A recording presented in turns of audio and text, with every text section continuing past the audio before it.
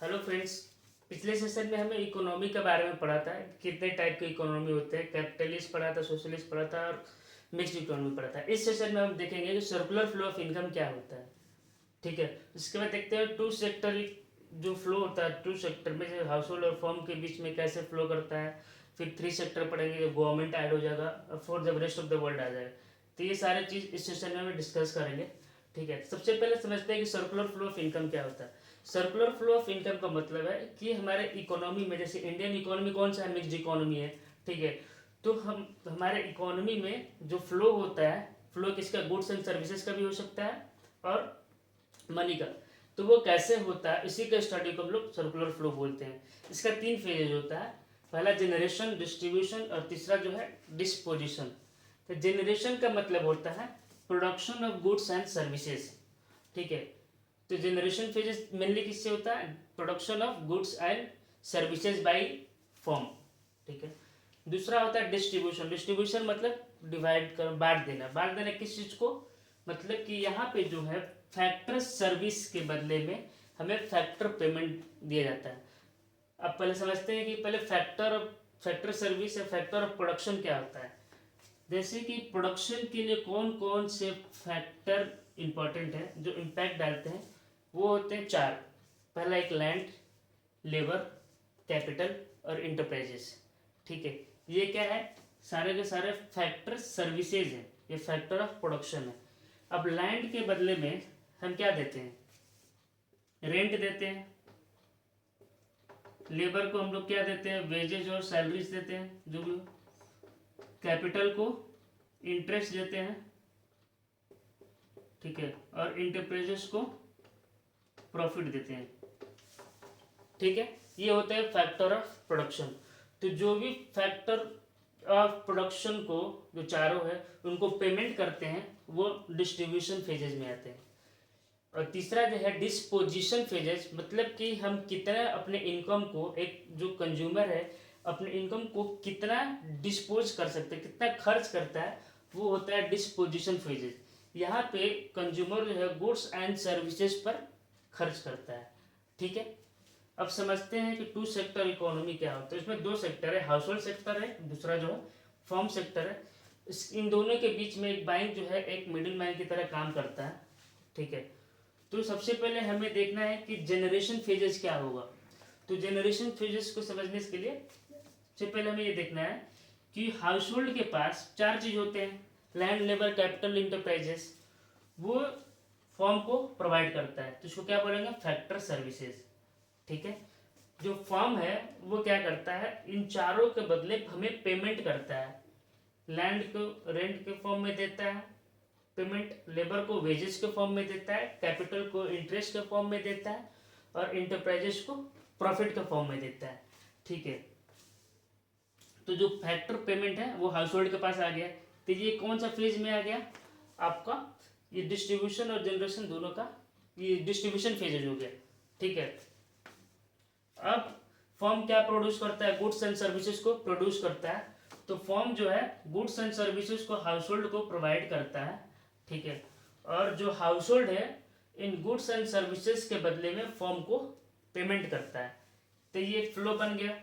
ठीक है, ये है टू सेक्टर फ्लो होता है। तो फ्लो समझ लेते हैं कि कितने टाइप के फ्लो, दो तरीके का होता है, एक रियल फ्लो होता है, एक मनी फ्लो होता है। तो रियल फ्लो वो फ्लो होता है जो गुड्स एंड सर्विसेज का फ्लो होता है। जैसे यहाँ पे फॉर्म हमें प्रोवाइड कर रहा है हाउस होल्ड को, ये कौन सा फ्लो हो गया, ये हो गया रियल फ्लो। ठीक है, और दूसरा होता है मनी फ्लो। मनी फ्लो मतलब कि जो पैसे का जो फ्लो होता है, कैश का, वो मनी फ्लो के अंदर आता है। इसमें और डिफरेंसेस क्या है, इसको जो दूसरा नाम देते हैं वो फिजिकल फ्लो बोलते हैं इसको, और मनी फ्लो को हम लोग नॉमिनल फ्लो के नाम से जानते हैं। तीसरा जो रियल फ्लो होता है वो बैटर सिस्टम में प्रॉब्लम क्रिएट करता है। बैटर सिस्टम क्या होता है, उसमें गुड्स के बदले गुड्स को एक्सचेंज किया जाता है, वहाँ पे मनी अवेलेबल नहीं होता है। ठीक है, तो हम लोग एक बैटर सिस्टम के बारे में कभी बाद में डिस्कस कर लेंगे कि उसका क्या मेरिट्स है, डिमेरिट्स क्या था। ठीक है, अब मनी फ्लो का मतलब, अगर बैटर से हम इजीली मनी को एक्सचेंज कर लेते हैं तो इसका ये एक प्रॉफिट है।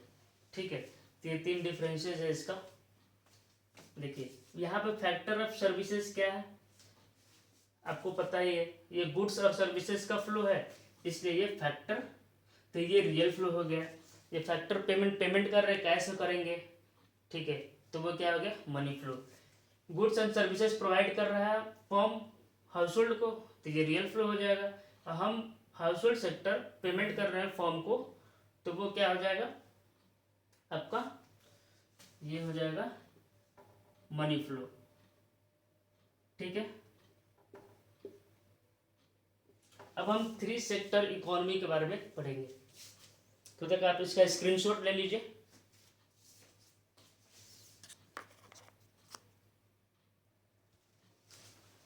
सिर्फ 2 सेक्टर के बारे में बात कर चुके हैं।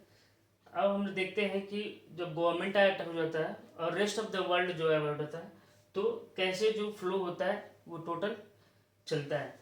ठीक है, तो जैसे गवर्नमेंट है तो हम क्या है, हमारे पास क्या है, फैक्टर ऑफ प्रोडक्शन है, लैंड, लेबर, कैपिटल और इंटरप्राइजेस है।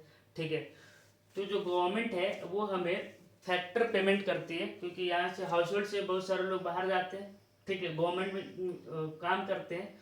ठीक है, तो इसके बदले में गवर्नमेंट हमें क्या करता है, फैक्टर पेमेंट करता है। ठीक है, ये कौन सा फ्लो हो जाएगा, को पता ही है, ये होगा मनी फ्लो। ठीक है, फिर गवर्नमेंट जो है हमें ट्रांसफ़र पेमेंट करती है। ट्रांसफ़र पेमेंट मतलब कि जैसे हमें स्कॉलरशिप प्रोवाइड करती है। ट्रांसफ़र पेमेंट को हम लोग यूनिलेटरल पेमेंट भी बोलते हैं, वन साइडेड पेमेंट भी बोलते हैं। इसके बदले में गवर्नमेंट को हम कुछ रिटर्न नहीं करते हैं, तो इसलिए जो ट्रांसफ़र पेमेंट होता है वो नेशनल इनकम अभी कैलकुलेट नहीं होता है, वो आगे हम लोग देखेंगे। ठीक है, तो ट्रांसफ़र पेमेंट समझ में आ गया कि जब गवर्नमेंट हमें स्कॉलरशिप प्रोवाइड करती है, कुछ ग्रांट्स देती है, तो वो ट्रांसफ़र पेमेंट होता है। अब हम गवर्नमेंट को क्या करते हैं, टैक्स पे करते हैं। ठीक है, तो टैक्स हम लोग पता ही है, 2 तरीके के, पहले डायरेक्ट और इनडायरेक्ट टैक्स था, इनडायरेक्ट को हटा के जीएसटी हो गया। ठीक है, तो डायरेक्ट टैक्स पे करते हैं जिसको हम इनकम टैक्स बोलते हैं। तो जो हाउस होल्ड सेक्टर है गवर्नमेंट को क्या करता है, डायरेक्ट टैक्स पे करता है और जीएसटी भी। ठीक है, अब आते हैं कि गवर्नमेंट का फॉर्म के साथ कैसे सर्कुलेशन होता है। ठीक है, तो गवर्नमेंट जो है वो पेमेंट फॉर्म क्या करता है, प्रोड्यूस करता है गुड्स एंड सर्विसेज को, तो जो फॉर्म है देता है।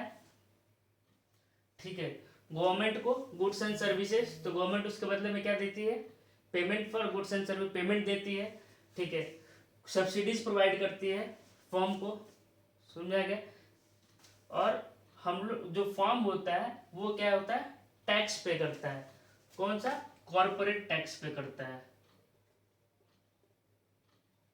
ठीक है, तो जो फॉर्म है वो गवर्नमेंट को कॉर्पोरेट टैक्स पे करता है। ठीक है, तो इस तरीके से ये 3 सेक्टर इकोनॉमी हो गया, अगर हम रेस्ट ऑफ द वर्ल्ड को छोड़ दें। अब रेस्ट ऑफ द वर्ल्ड मतलब कि फॉरेन के साथ कैसे हमारा जो है सर्कुलेशन होते रहता है। तो पहले हाउस होल्ड का देखते हैं।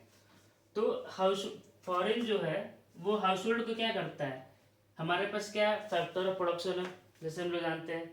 ठीक है, तो बाहर कोई काम कर जाता है तो उसके बदले में हमें जो रेस्ट ऑफ द वर्ल्ड है वो हमें फैक्टर पेमेंट देता है। फैक्टर पेमेंट समझ में आ गया किस फॉर्म में होता है, लैंड, मान लीजिए यहाँ पे वेजेस देगा, सैलरीज देगा। ठीक है, इंटरेस्ट देता है। ठीक है, ये फैक्टर पेमेंट देता है हाउस होल्ड को। फिर क्या करता है, नेट ट्रांसफर पेमेंट, वही ऊपर वाला जो है, जो यूनिलेटरल पेमेंट होता है, जो स्कॉलरशिप भी कुछ प्रोवाइड करता है हाउस होल्ड सेक्टर को। उसके बदले में हम लोग क्या करते हैं, पेमेंट फॉर इम्पोर्ट, कुछ चीज़ को हम लोग बाहर से मंगाते हैं, उसके बदले में हम लोग पेमेंट करते हैं। तो हाउस होल्ड सेक्टर क्या करता है, पेमेंट करता है इम्पोर्ट के बदले। इम्पोर्ट मतलब जब हम बाहर से किसी चीज़ को अपने देश में मंगाते हैं तो उसको इम्पोर्ट करते हैं, और जब हम अपने देश से किसी बाहर दूसरे देश में जब हम ट्रांसफ़र करते हैं, गुड्स और सर्विसेज को प्रोवाइड करते हैं, तो उसको हम लोग इम्पोर्ट बोलते हैं। ठीक है, तो हम लोग क्या करते हैं, पेमेंट करते हैं इम्पोर्ट का। अब जो फॉर्म है, अब फॉर्म के साथ रेस्ट ऑफ द वर्ल्ड का रिलेशन देखते हैं क्या होता है। फॉर्म जो होता है, जैसे अब रेस्ट ऑफ द वर्ल्ड क्या करता है, फॉर्म को बोलेगा यहाँ जो है कि आप कुछ गुड्स को सप्लाई करने के लिए, तो फॉर्म को क्या मिल गया, इंपोर्ट का रिसिप्टेंट मिल गया, ठीक है, कि भाई ये जो गुड्स है इतना सप्लाई करना है। तो रेस्ट ऑफ द वर्ल्ड क्या करता है, receipt from rest of the world form को देता है कि तुम इंपोर्ट करो, एक्सपोर्ट करो, ठीक है। और जो फॉर्म हो वो क्या करता है, वो पेमेंट करता है इंपोर्ट के बदले में। रेस्ट ऑफ द वर्ल्ड भी जो फॉर्म होता है वो क्या करता होगा, बाहर से भी कुछ सामान हम लोग मंगाते हैं तो उसके बदले में जो है फॉर्म पेमेंट करता है। ऐसे एग्जाम में बस 2 सेक्टर और ज़्यादा 3 सेक्टर इकोनॉमी पूछता है, बट मैं आपको सारा बता दें कि कैसे जो है सर्कुलेट करता है, ठीक है। अब हम नेक्स्ट वीडियो में देखेंगे कि स्टॉक और फ्लो क्या होता है और लीकेज और इंजेक्शन क्या होता है। उसके बाद हम लोग उसी में नेशनल इनकम कैसे कैलकुलेट किया जाता है, ठीक है, उसके बारे में डिस्कस करेंगे, ठीक। वीडियो यहीं पे ख़त्म होता है, ठीक है। Thank you so much.